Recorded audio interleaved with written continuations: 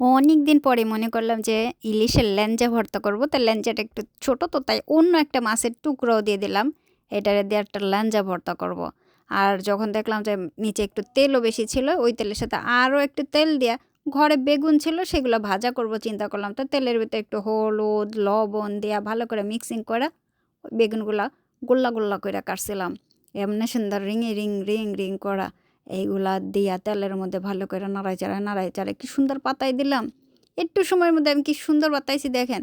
পাতানো যে হয়ে গেছে তখন আমি চিন্তা করলাম এগুলো কিন্তু সুন্দর করে ভাজা করতে হবে, কারণ এই যে ইলিশ মাছের তেল দিয়ে বেগুন ভাজা, এটা যে এত স্বাদ তা কিন্তু কাউরে বললে বোঝানো যাবে না। সুতরাং বেগুনগুলো আমি সুন্দর করে ভাজা নেওয়ার পরে দেখলাম যে বেগুনের নিচে অনেক তেল রয়ে গেছে। তো কি করব ইলিশের দুইটা ছোট ছোট কাঁটাওয়ালা ছিল সামনের মাথার সাইডের এক পাশের, সে কাঁটা দুইটাও লয়ে আসলাম যে এই দুটো ভাজা করে নেই। যেহেতু তেল অনেক রয়ে গেছে, সেই কাঁটা দুইটা দিয়েও আমি একেবারে ইলিশের এই যে দেখেন ওই তেলে ভাজা করে নিছি।